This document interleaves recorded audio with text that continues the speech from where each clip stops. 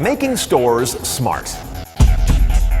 Bluetooth beacon technology has been getting a lot of buzz lately, but the area that is at the center of the heat map is their usage in retail stores. The idea is fairly simple. A small device that runs on batteries would be installed on a wall, a countertop, or a ceiling of a retail store, and it could be many of them installed there. They would in turn send out very short data strings to all the Bluetooth receivers around them, typically your smartphone. And all of this happens on a new technology called Bluetooth Low Energy or Bluetooth Smart. It's different than the Bluetooth you use right now, primarily because it uses very little energy and it doesn't require all that tedious pairing and connection.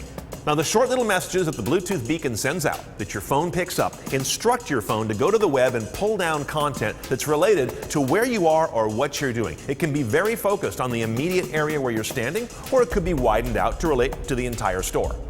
There's store proximity. Beacons could reach out to your phone on the sidewalk, let's say, to urge you to come into a store based on its products, special offers, or your past patronage. Then there's the check-in stage. A beacon just inside the door could trigger a reward for you coming into the store, tailored based on your customer history, and it could also tee up a pre-approved digital payment method for whatever you may buy. Then there's product information. As you stroll the store, the products in it would describe themselves on your phone screen simply by you approaching them. That information can be powerfully personalized because remember, the content's being served up by robust existing web servers, not that limited little beacon.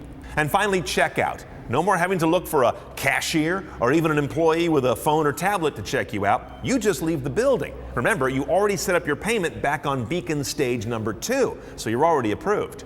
Nielsen research suggests that the smartphone has set the table for the beacon.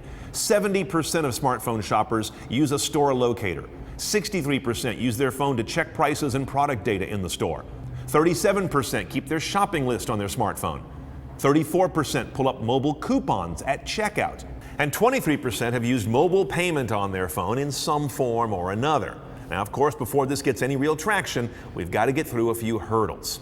Apps. What app do you need installed for the beacon to work on your phone? Worst case would be an app for every store.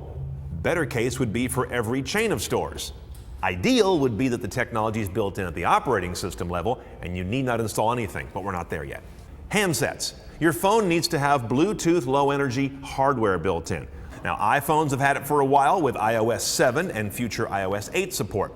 Android, Windows Phone, and BlackBerry have been supporting it at the operating system for a while, but it's going to be a while before it's ubiquitous on Android handsets. Not until 2018 will we get to maybe 90%.